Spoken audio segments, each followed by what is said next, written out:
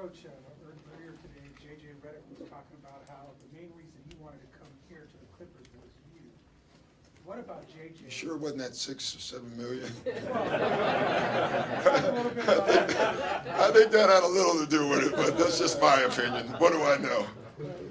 What was it about JJ that made you want to bring him to the team? I've always loved his ability to move without the ball. And, you know, when you looked at our team and with having DJ and Blake on the floor, I thought it was really important to have a guy that moves off of them.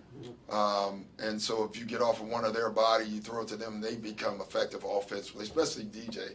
I thought JJ was very important for DJ because of all the single-double stuff.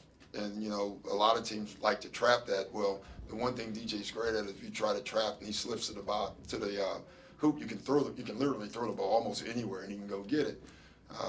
So that's why I like guys who can move without the ball. Ray Allen we had in Boston, and it worked out for us there. And I just think when you have a guy like that, it's really important. He came because of you.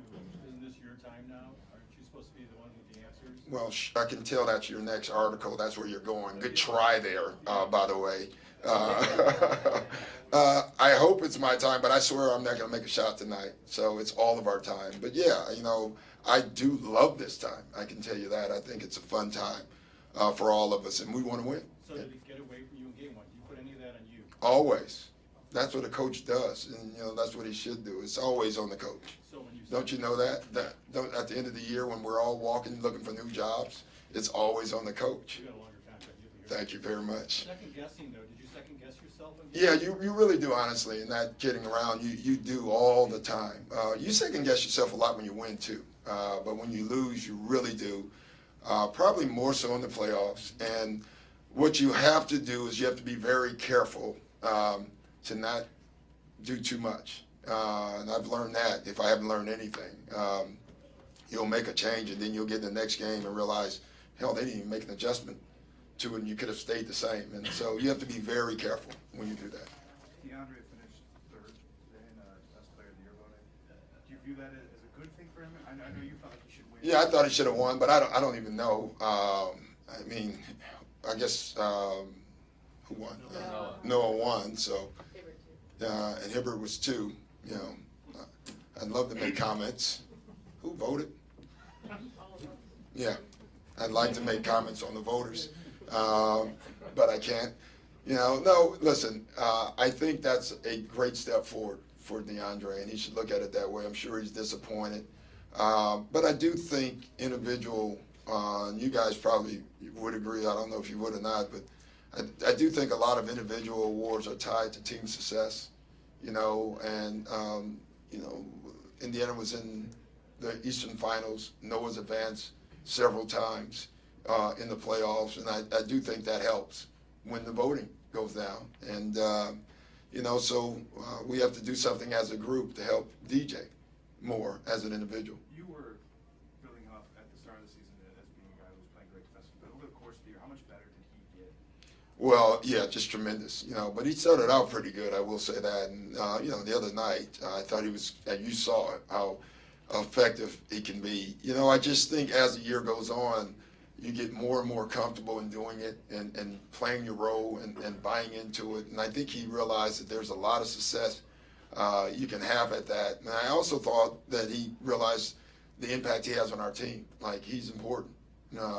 And he's important without us calling a lot of plays for him, or no plays in most cases. And I think we all want that, you know, in whatever we do. When you have a place where you work and people really feel like you're very important to them, I think you fall in love with your job. And I think DJ did that. Did he be there for 38 minutes in game? Will he be playing that many minutes to go forward, or is that just because? Yeah, that was too many. Honestly, he was gassed. Like, you know, that's one of the areas. Like, you know, I don't know what we would have done or where we could have gone, but I could clearly see him struggling, you know, for air. And I used a timeout once instead of subbing him. You know, Blake was off the floor. We really didn't, you know, we didn't want to go they were small at the time, so it put us in a heck of a pickle. So. Did he exceed the vision that you had for him in October? Yeah, I don't even know the answer to that because I don't even know. I just knew he could be a great defensive player, and so I don't know if he exceeded it, but I was very happy that he did it because we wouldn't be here without it. You know, he's that important. He's as important as anybody on our team. You know, not just his defense, but his rebounding has been amazing, and so you know, he's been important all over.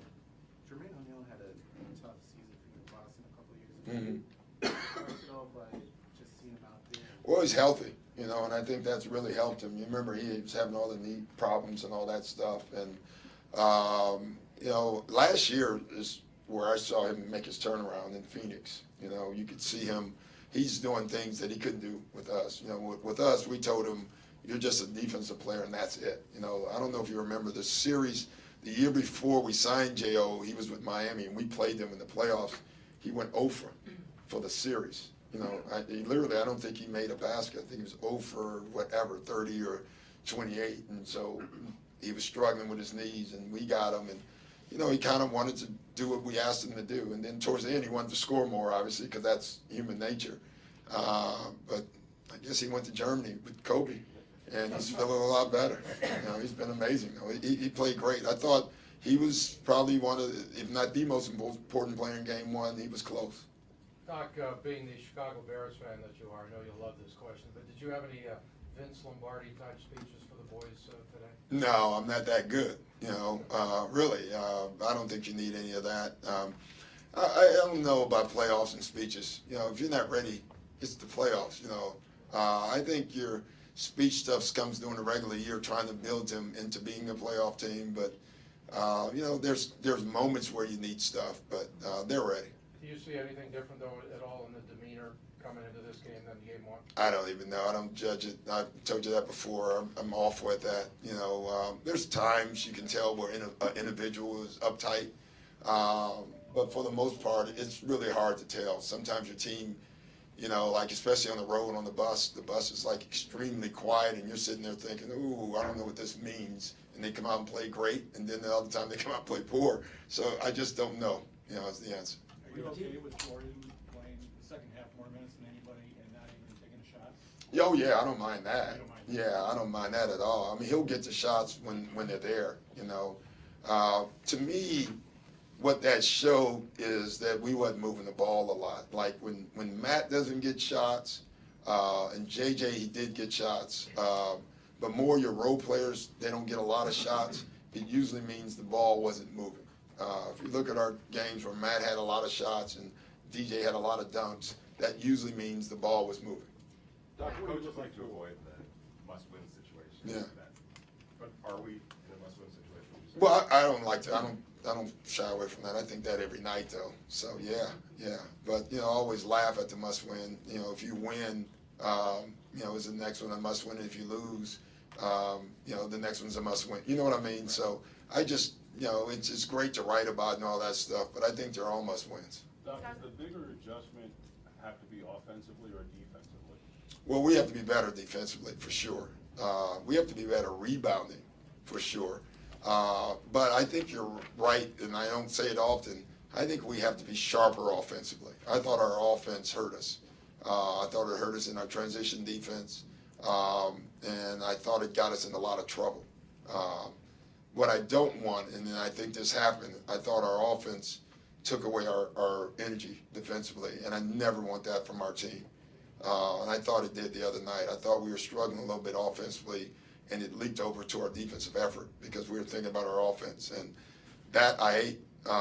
You know, I talk about it all year. I hate it when that happens. It does happen, and it did the other night. There was a few individuals that clearly let up defensively because they were struggling offensively, and you know that we have to avoid that. Doc, what are you looking for specifically early on? I know you guys got off to a great start, double-digit lead on Saturday. Nothing, really. I'm just looking for us to go play. We got to do a great start the other night. I wasn't looking for that. You know, I liked the way we played, and I thought we were very comfortable. I just want us to just play. You know, it's just basketball. We just got to go out and play. Doc, what did you see and hear from Chris the last couple days after game one? The typical Chris, very hard on himself as usual. He was very focused. I don't know Chris well yet in that, but I'm learning. As this year goes on, that when he has a game that he didn't like, he gets real hard on himself, and that always. I don't know if I like that or not yet, to be honest. That's something I'll have to find out. I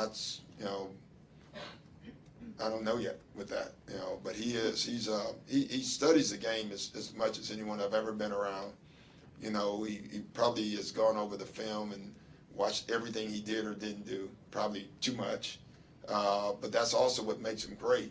So you never want to stop him from doing that. There's a lot of players like that, and he's one of them. Has he been tougher to get to know than you thought he might be? No, not at all.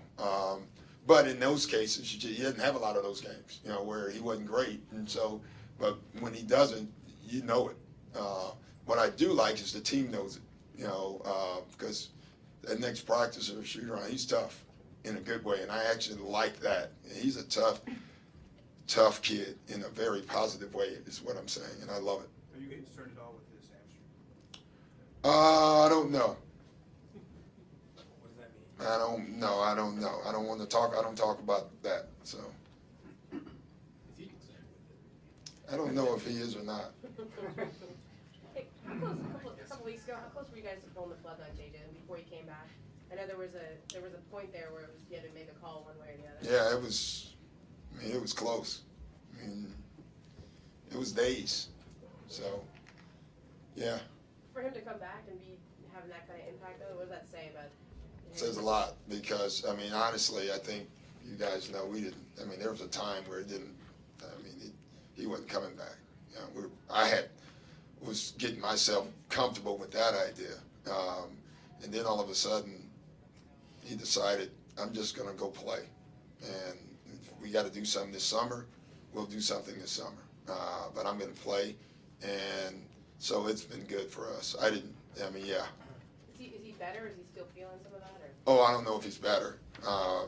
He's feeling better than what he did, but there's going to be no 100% for him this year for sure, and we know that. And we're prepared for that.